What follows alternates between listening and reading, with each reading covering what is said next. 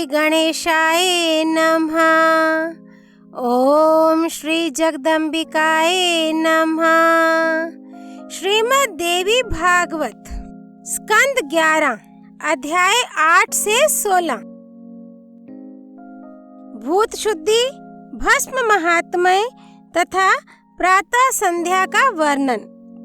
भगवान नारायण कहते हैं, महामुने, अब भूत शुद्धि का प्रकार कहता हूँ। पहले ऐसा चिंतन करें, देवी कुंडलिनी मूलाधार से उठकर सुषुम्ना मार्ग पर होती हुई ब्रह्मरंध्र तक पहुँची हैं। इसके बाद साधक पुरुष सोहम इस मंत्र से जीव का ब्रह्म में संयोजन करे। इसके पश्चात अपने शरीर में पैरों से लेकर घुटनों तक का भाग पृथ्वी का स्थान है, ऐसी भावना करे। यह पृथ्वी का स्थान चकोर है, वज्र के चिन्ह से युक्त और पीत वर्ण है। इसमें लम बीज अंकित है। घुटनों से लेकर नाभि तक के भाग को जल का स्थान मानकर यह भावना करे कि इसकी आकृति अर्धचंद्र के समान है। इसमें 2 कमल चिन्ह अंकित हैं। इसका वर्ण शुक्ल है। यह जल मंडल बम इस बीज मंत्र से अंकित है। नाभि से लेकर कंठ तक के भाग को भावना द्वारा त्रिकोणाकार अग्नि मंडल के रूप में देखे। उसका वर्ण लाल है। उसमें स्वस्तिक का चिन्ह है और वह रम बीज से युक्त है। इस प्रकार चिंतन करे।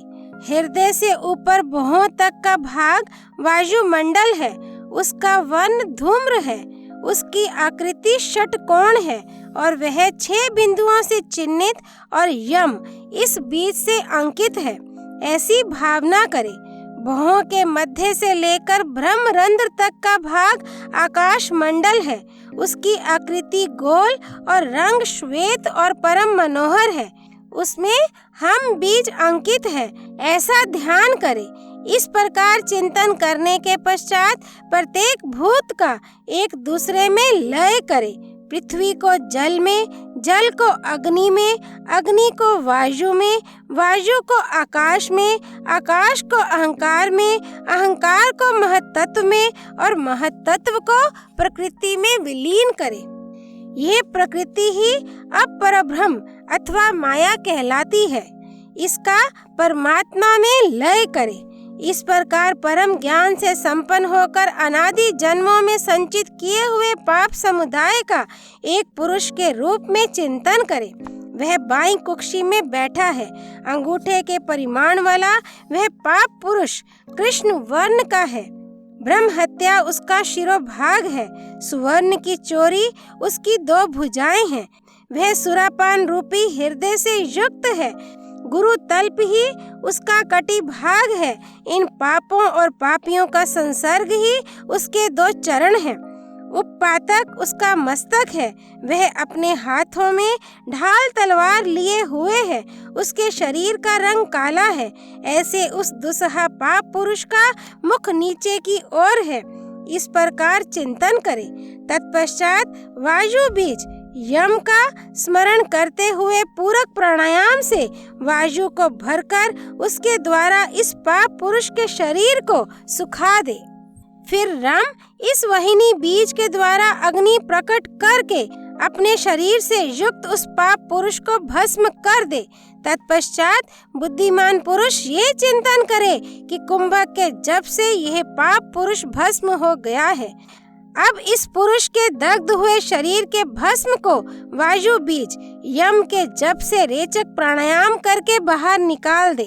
तदनंतर विद्वान पुरुष अपने शरीर से उत्पन्न हुए भस्म को सुधा बीज वम का उच्चारण करने से प्रकट हुआ जो अमृत है उससे आप्लावित करे। फिर भू बीज लम से उसको एकत्र करके उसे सुवर्ण अंड जैसा बना ले। तदनंतर आकाश बीज हम उच्चारण करके उस अंड को विकसित रूप में परिणत करे। इस प्रकार विद्वान पुरुष को मस्तक से लेकर पैर तक संपूर्ण अंगों की रचना करनी चाहिए। पुनः आकाश आदि 5 भूतों की अपने चित्त में कल्पना करे। सो हम इस मंत्र के द्वारा अपने हृदय कमल पर आत्मा को विराजमान करें। इसके बाद जिस कुंडलिनी से जीव ब्रह्म में संयोजित हुआ है, उस कुंडलिनी को तथा परमात्मा के संसर्ग से सुधामय जीव को हृदय रूपी कमल पर स्थापित करके मूलाधार में विराजने वाली देवी कुंडलिनी का ध्यान करें। रक्त वर्ण वाले जल का एक समुद्र है, उसमें एक नौका है जिस पर एक कमल खिला हुआ है, उसी पर यह देवी विराजमान है। इसने अपने 6 कर कमलों में त्रिशूल, इक्षुधनुष, रत्नमय पाश, अंकुश, 5 बाण और रक्त से भरा हुआ खप्पर धारण कर रखा है। 3 नेत्र इसकी शोभा बढ़ा रहे हैं। स्थूल उरोजों और सुंदर नितंबों से ये संपन्न है।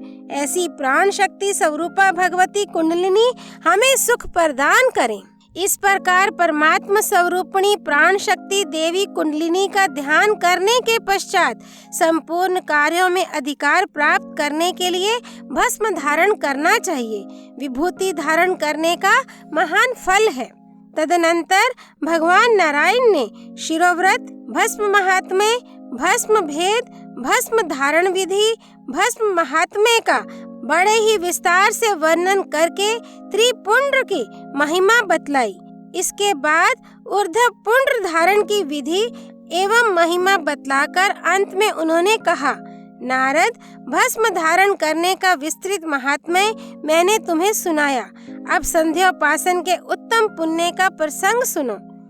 अनग, पहले प्रातः संध्योपासन का विधान बतलाता हूँ। प्रातः काल की संध्या ताराओं के रहते रहते, मध्या की संध्या जब सूर्य मध्य आकाश में हो तब, और सायंकाल की संध्या सूर्य के पश्चिम दिशा में चले जाने पर करने का विधान है। इस प्रकार 3 तरह की संध्या प्रतिदिन करनी चाहिए। देव ऋषि सत्तम, सूर्योदय से पूर्व जब तक तारे दिखाई देते रहें, संध्या का उत्तम काल है। ताराओं के छिपने से लेकर सूर्योदय तक मध्यम और सूर्योदय के पश्चात अधम काल है। यूं 3 प्रकार की प्रातःकालीन संध्या बताई गई है। जब सूर्य दिखाई देते रहें, उस समय की गई सायं संध्या उत्तम, सूर्यास्त के बाद ताराओं के उदय से पहले की हुई संध्या मध्यम और ताराओं के उदय के पश्चात की गई सायं संध्या निम्न श्रेणी की समझी जाती है। सायंकालीन संध्या के ये 3 प्रकार कहे गए हैं। ब्राह्मण एक वृक्ष है, उनकी जड़ें ये संध्याएं हैं, वेद शाखा है और धार्मिक कृत्य पत्ते हैं। अतएव यत्न पूर्वक जड़ की ही रक्षा करनी चाहिए। यदि मूल ही कट गया तो ना वृक्ष रहेगा और ना शाखा ही। जिसे संध्या का ज्ञान नहीं है और जो संध्या नहीं करता है, वह द्विज शूद्र के समान है। जीते हुए भी उसे मृतक समझना चाहिए और जन्मांतर में वह कुत्ता होता है। अतः द्विज को नित्य उत्तम संध्योपासना करनी चाहिए। संध्योपासन के अभाव में किसी भी शुभ कर्म में उसका अधिकार नहीं है। जब सूर्य उदय और अस्त हो, उस समय से 3-3 घड़ी बाद तक संध्योपासना की जा सकती है। इसके बाद संध्या करने पर प्रायश्चित लगता है। उचित समय बीत जाने पर यदि संध्या की जाए तो 4 बार अर्घ्य देना चाहिए अथवा संध्योपासन से पूर्व 108 बार गायत्री का जप करके तब संध्योपासन करें। अभिप्राय यह है कि कुछ ही काल का अतिक्रमण हुआ हो तब तो 4 बार अर्घ्य देने से और अधिक समय व्यतीत हो गया हो तो 108 बार गायत्री का जप करने से प्रायश्चित संपन्न होता है। जिस समय जो कर्म करना हो उस समय की अधीश्वरी देवी गायत्री हैं। अतएव संध्योपासना करके ही समयोचित कार्य में प्रवृत्त होना चाहिए। ग्रह पर की हुई संध्या साधारण कही गई है। गौशाला की संध्या को मध्यम कहते हैं। नदी के तट पर की गई संध्या उत्तम श्रेणी की तथा देवालय में की हुई संध्या उत्तमोत्तम है। जो गायत्री देवी के उपासक हों उनके लिए तो देवी के समीप ही संध्योपासन करना श्रेष्ठ है। वहाँ त्रैकालिक संध्या करने से अनंत फल मिलता है। गायत्री देवी के अतिरिक्त ब्राह्मणों के लिए और कोई देवता नहीं है। ब्राह्मणों के लिए विष्णु और शिव की नित्य उपासना भी महादेवी गायत्री की आराधना के समान नहीं हो सकती। ये श्रुति का वचन है। देवी गायत्री की उपासना संपूर्ण वेदों का सार है। ब्रह्मा आदि देवता भी संध्या काल में इन गायत्री का ध्यान और जप करते हैं। वेदों द्वारा नित्य इनका जप होता है, अतएव इनका नाम वेदोपास्या है। देवी गायत्री ही वेद की माता और आदि शक्ति हैं, अतः इन देवी की उपासना परम आवश्यक है। नारद अब संध्या की विधि का क्रम बतलाते हैं। केशव आदि नामों का उच्चारण करके आचमन और प्राणायाम करने के पश्चात संध्योपासन में प्रवृत्त होना चाहिए। वे नाम इस प्रकार हैं: केशव, नारायण, माधव, गोविंद, विष्णु, मधुसूदन, त्रिविक्रम, वामन, श्रीधर, ऋषिकेश, पद्मनाभ, दामोदर, संकर्षण, वासुदेव, प्रद्युम्न, अनिरुद्ध, पुरुषोत्तम, अधोक्षज, नारसिंह, अच्युत, जनार्दन, उपेंद्र, हरि और श्री कृष्ण। इन 24 नामों के पूर्व में ओंकार और अंत में स्वाहा और नमः लगाकर उच्चारण करके आचमन करना चाहिए। तत्पश्चात ओम केशवाय नमः, ओम माधवाय नमः, ओम नारायणाय नमः, इन 3 नामों से आचमन करके ओम गोविंदाय नमः, ओम माधवाय नमः, इन 2 मंत्रों से हाथ का प्रक्षालन करें। मधुसूदन और त्रिविक्रम इन 2 नामों से अंगूठे के मूल द्वारा होंठ का तथा वामन और श्रीधर इन नामों से मुख का समार्जन करें। ऋषिकेश का उच्चारण करके बाएं हाथ का, पद्मनाभ से दोनों पैरों का, दामोदर से मस्तक का, संकर्षण से बीच की 3 अंगुलियों द्वारा मुख का, वासुदेव एवं प्रद्युम्न इन 2 नामों से अंगूठे और तर्जनी अंगुलियों द्वारा दोनों नासापुटों का, अनिरुद्ध और पुरुषोत्तम इन दोनों नामों से अंगूठे और अनामिका द्वारा दोनों नेत्रों का, अधोक्षज और नारसिंह इन 2 नामों से दोनों कानों का, अच्युत का उच्चारण करके कनिष्ठिका और अंगूठे द्वारा नाभि का, जनार्दन से हाथ के तलवे द्वारा हृदय का, उपेंद्र से सिर का एवं ओम हरे नमः, ओम कृष्णाय नमः इन 2 नामों से दक्षिण और वाम भुजा का स्पर्श करना चाहिए। इस प्रकार इन नामों द्वारा प्रत्येक अंग के स्पर्श का विधान है। विवेकी पुरुष दाहिने हाथ से जल पीते समय उसका बाएं हाथ से भी स्पर्श किए रहें। पीने वाला जल तब तक शुद्ध नहीं समझा जाता जब तक बाएं हाथ का स्पर्श ना हो। आचमन करते समय हाथ की मुद्रा गौ के कान के समान होनी चाहिए। एक मासा जल पीने का विधान है। दाहिना हाथ हो, अंगूठा और कनिष्ठिका ये दोनों अलग अलग हों तथा बीच की 3 अंगुलियां सटी हुई हों। यों आचमन करने का विधान किया गया है। तदनंतर प्राणायाम करना चाहिए। प्राणायाम करते समय पहले प्रणव का उच्चारण करके तुरीय पद के साथ गायत्री का उच्चारण करें। नासिका के दाहिने छिद्र से वायु का रेचन करना, बाएं से वायु भरना और वायु को धारण किए रहना, इन्हीं को पंडित पुरुषों ने रेचक, पूरक और कुंभक प्राणायाम कहा है। वायु को खींचते समय दाहिनी नासिका को अंगूठे से दबावे। इसके बाद कनिष्ठिका और अनामिका 2 अंगुलियों से बाईं नासिका को बंद कर ले। मध्यमा और तर्जनी का स्पर्श होना निंदे है। संपूर्ण शास्त्रों में संयमशील योगियों द्वारा इसी प्रकार के रेचक, पूरक और कुंभक प्राणायाम का वर्णन किया गया है। जो वायु का सृजन करता है वह रेचक, जो पूर्ण करता है वह पूरक और जो उसे साम्य स्थिति से धारण किए रहता है वह कुंभक प्राणायाम कहलाता है। पूरक करते समय नील कमल दल के समान श्याम सुंदर चतुर्भुज भगवान विष्णु का नाभि देश में ध्यान करें। कुंभक करते समय भगवान की नाभि से प्रकट हुए कमल के आसन पर विराजमान अरुण गौर मिश्रित वर्ण वाले चतुर्भुज ब्रह्मा जी का हृदय में ध्यान करें तथा रेचक करते समय शुद्ध स्फटिक के समान श्वेत वर्ण निर्मल पापों का संहार करने वाले महादेव जी का ललाट में ध्यान करें। पुरुष पूरक प्राणायाम से भगवान विष्णु का सायुज्य, कुंभक से ब्रह्म पद तथा रेचक से भगवान के तृतीय पद का अधिकारी होता है। देव ऋषि सत्तम, मैंने पहले जो बतलाया है वह पौराणिक आचमन है। मुने, अब मैं पापहारी श्रोत आचमन की विधि बतलाता हूँ। सुनो। पहले प्रणव का उच्चारण करके गायत्री की ऋचा, तत्सवितु आदि का जिसमें उच्चारण होता है और पद के आदि में तीनों विहारतियां उच्चरित होती हैं, इस मंत्र को पढ़कर किया हुआ श्रोत आचमन कहा जाता है। प्रणव, विहारती और शीर्षक के साथ गायत्री का प्राणायाम के समय जप करना चाहिए। यही 3 प्राणायाम हैं। लक्षण सहित प्राणायामों का वर्णन कर चुका। ये अनेक पापों का संहार और महान पुण्य फल प्रदान करने वाला है। अन्य पक्ष की रीति से प्राणायाम की मुद्रा बताते हैं। उनका ये सिद्धांत है कि गृहस्थ और वानप्रस्थ के लिए 5 अंगुलियों द्वारा प्रणव का उच्चारण करके नासिका के अग्रभाग को दबाना चाहिए। इस मुद्रा से समस्त पाप भस्म हो जाते हैं। ब्रह्मचारी और सन्यासी कनिष्ठिका और अंगुष्ठ, इन 2 अंगुलियों से प्राणायाम करें।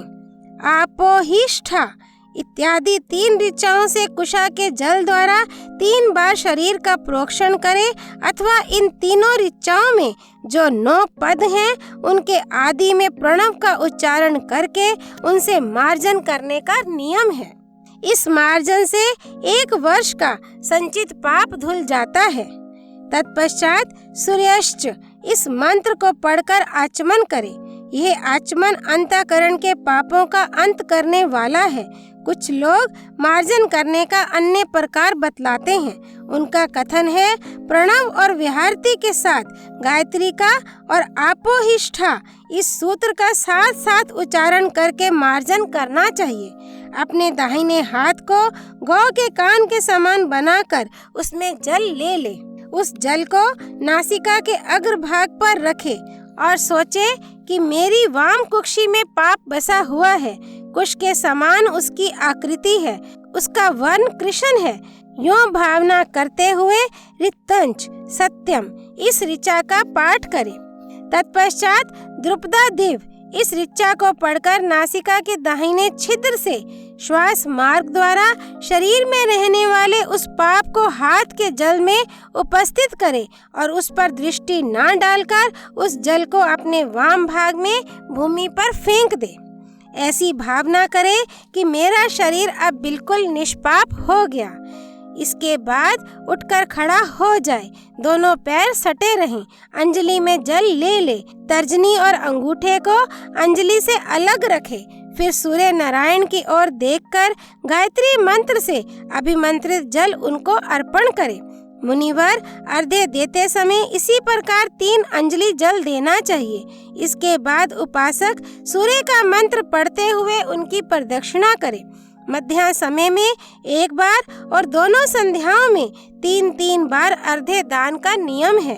प्रातः काल में कुछ नम्र होकर, मध्याह्न काल में दंड की भांति सीधे खड़े होकर और सायं काल में बैठे ही बैठे द्विज भगवान सूर्य को जल अर्पण करें। अर्घ्य क्यों दिया जाता है, इसका कारण सुनो। मंदेह नाम के पराक्रमी 30 करोड़ राक्षस हैं। उन कृतघ्न राक्षसों की आकृति अत्यंत भयंकर है। वे सूर्य को खा जाना चाहते हैं। ऐसी स्थिति में तप ही जिनका धन है, ऐसे संपूर्ण ऋषि मुनिगण भगवती महासंध्या की उपासना करते हैं। साथ ही अंजलि में जल भरकर उसे छोड़ते हैं। वही जल वज्र के समान हो जाता है, जिससे वे दैत्य भस्म हो जाते हैं। इसीलिए द्विज संध्या उपासना करते हैं। ये संध्योपासन क्रिया महापुण्य की जननी है। नारद अर्घ्य दान का ये मंत्र कहा गया है, सुनो। इसके उच्चारण मात्र से सांगोपांग संध्या का फल प्राप्त हो सकता है। वह सूर्य मैं ही हूँ, मैं ही आत्म ज्योति हूँ, मैं ही शिव संबंधी ज्योति हूँ। आत्म ज्योति मेरा ही रूप है। मैं सर्व शुक्ल ज्योति हूँ, मैं रस स्वरूप हूँ। वरदायिनी भगवती गायत्री, तुम ब्रह्म स्वरूपिणी हो। मेरे इस जपमय अनुष्ठान को सिद्ध करने के लिए तुम यहाँ पधार कर मेरे हृदय में प्रवेश करो। देवी उठो और इस अर्धे के जल में पधारने की कृपा करो। देवी पुनः मुझे दर्शन देना। इस प्रकार अर्धे देकर पवित्र स्थान में विद्वान पुरुष अपना आसन लगावे, उस पर बैठकर वेद माता गायत्री का जप करे। मुने यही प्राणायाम के पश्चात खेचरी मुद्रा करने का विधान है। मुनिवर, प्रातः काल की संध्या के समय इस मुद्रा की आवश्यकता है। नारद, इसके नाम की व्याख्या करता हूँ, सुनो।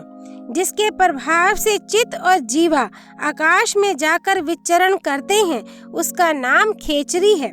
साथ ही जिसकी प्रेरणा से दृष्टि दोनों भुवों के अंतर्गत रहती है, वही मुद्रा खेचरी है।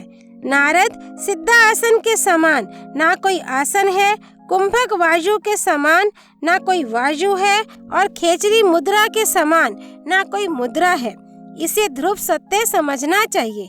वायु को यत्न पूर्वक रोककर घंटा ध्वनि के समान पलुत स्वर से प्रणव का उच्चारण करे। उस समय अहंकार और ममता को हृदय से निकालकर स्थिर भाव से आसन पर बैठे रहना चाहिए। मुनिवर नारद, अब सिद्धासन का लक्षण कहता हूँ, सुनो। एक पैर का मूल लिंग के मूल पर और दूसरे पैर का मूल अंडकोश के नीचे दृढ़ स्थिर रहे तथा हृदय आदि शरीर दंड की भांति सीधे हों। इंद्रियों पर पूर्ण अधिकार रहे, स्थानों की भांति हिले डुले नहीं। भुवों के मध्य में दृष्टि स्थिर रखे। इस प्रकार का आसन योगियों के लिए अत्यंत सुखदायी है। इसी को सिद्धासन कहते हैं। अब गायत्री के आह्वान तथा नमस्कार का मंत्र बतलाता हूँ। छंदों की माता भगवती गायत्री महादेवी यहाँ पधारें। माता, वे वरदायिनी देवी और अक्षर ब्रह्म तुम ही हो। ब्रह्म स्वरूपिणी देवी, तुम मुझ पर प्रसन्न हो जाओ। जो दिन में पाप बन चुके हैं, उनसे तुम्हारी सायंकाल की उपासना से तथा रात्रि में बने पापों से प्रातःकालीन उपासना से मेरा उद्धार हो। महादेवी, तुम सर्ववर्णा, संध्या, विद्या, सरस्वती, अजरा, अमरा और सर्व देवी नाम से विख्यात हो। तुम्हें नमस्कार है। इसके बाद तेजो सिति इत्यादि मंत्र से देवी का आह्वान करना चाहिए। देवी, मैंने जो कुछ भी तुम्हारा ये अनुष्ठान किया है, वह सब पूर्ण हो जाए, इस प्रकार क्षमा प्रार्थना करें। तत्पश्चात सम्यक प्रकार से शाप से मुक्त होने के लिए यत्न करें। ब्रह्म शाप, विश्वामित्र शाप तथा वशिष्ठ शाप, ये सभी शाप दो प्रकार के हैं। ब्रह्म का स्मरण करने से ही ब्रह्म शाप निवृत्त हो जाता है। ऐसे ही विश्वामित्र का स्मरण करने से उनका शाप तथा वशिष्ठ का स्मरण करने से वशिष्ठ का शाप नष्ट हो जाता है। परमात्मा का ध्यान इस प्रकार करना चाहिए। ये पुरुषाकार परब्रह्म परमात्मा मेरे हृदय कमल पर विराजमान है। ये सत्यात्मक संपूर्ण जगत के साक्षात विग्रह और शाश्वत हैं। इनकी परमात्मा संज्ञा है। ये एक चिद्रूप तथा वाणी से अगम्य है। ऐसे इन परम प्रभु का मैं नित्य ध्यान करता हूँ। नारद, अब न्यास की विधि कहूँगा। ये संध्या का प्रधान अंग है। पहले ओंकार का प्रयोग करके तब मंत्रों का उच्चारण करना चाहिए। ओम भू पादाभ्याम नमः, यही उच्चारण करने का नियम है। ऐसे ही ओम भुवा जानुभ्याम नमः, ओम स्व कटिभ्याम नमः, ओम महानाभ्याय नमः, ओम जन हृदयाय नमः, ओम तपः कंठाय नमः, ओम सत्यम ललाटाय नमः। ये अंगन्यास का प्रकार है। करन्यास यूं करना चाहिए। ओम ततस्वित्तु अंगुष्ठाभयाम नमः, ओम वर्णयम तर्जनीभ्याम नमः, ओम भर्गो देवस्य मध्यमाभ्याम नमः, ओम धीमहि अनामिकाभ्याम नमः, ओम धियो यो न कनिष्ठिकाभ्याम नमः तथा ओम प्रचोदयात् करतलकर पृष्ठाभ्याम नमः। इस प्रकार विद्वान पुरुष अंगुष्ठ आदि न्यास करें। अब हृदय आदि न्यास कहे जाते हैं। ओम ब्रह्मात्मने तत्सवितुर हृदयाय नमः। ओम विष्णुमात्मने वरेण्यं शीर्षे नमः। ओम रुद्रात्मने भर्गो देवस्य शिखाय नमः। ओम सत्यात्मने धीमहि कवचाय नमः। ओम सर्वात्मने प्रचोदयात् नमः अस्त्राय फट्। इस प्रकार हृदय आदि न्यास करना चाहिए। महामुने, इसके बाद अक्षर न्यास कहता हूँ। ये पापों का विध्वंसक न्यास गायत्री के प्रत्येक वर्ण से किया जाता है। प्रथम प्रणव का उच्चारण करके वर्ण न्यास करने की विधि बतलाई गई है। पहले तत्कार का उच्चारण करके पैर के दोनों अंगूठों में, सकार का दोनों गुल्फों में, विकार का दोनों जांघों में, तुकार का दोनों जानुओं में, वकार का उरुओं में, रेकार का गुदा में, णीकार का लिंग में, यकार का गटी भाग में, भकार का नाभि मंडल में, गोकार का हृदय में, देकार का दोनों स्तनों में, वकार का हृदय में, सयकार का कंठकूप में, धीकार का मुख देश में, मकार का तालु में, हीकार का नासिका के अग्रभाग में, धीकार का नेत्र मंडल में, योकार का भ्रू मध्य में, योकार का ललाट में, नकार का मुख के पूर्व भाग में, प्रकार का मुख के दक्षिण भाग में, चौकार का मुख के पश्चिम भाग में, दकार का मुख के उत्तर भाग में, याकार का मस्तक में एवं तकार का संपूर्ण शरीर में न्यास करना चाहिए। जप में तत्पर रहने वाले कुछ पुरुषों ने इस न्यास की विधि को अभिष्ट नहीं माना है। तदनंतर जगजननी भगवती जगदम्बा का, जो महादेवी नाम से विख्यात है, ध्यान करना चाहिए। भगवती गायत्री का ध्यान। इन भगवती परमेश्वरी का श्री विग्रह जपा कुसुम के समान प्रतिभा से संपन्न होकर भास रहा है। ये कुमारी अवस्था में विराजमान है।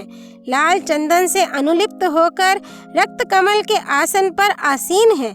इनकी माला भी लाल वर्ण की है। 4 मुखों और 2 भुजाओं से शोभा पाने वाली ये देवी लाल रंग के वस्त्र पहने हुए हैं। इनके प्रत्येक मुख में 2-2 नेत्र हैं।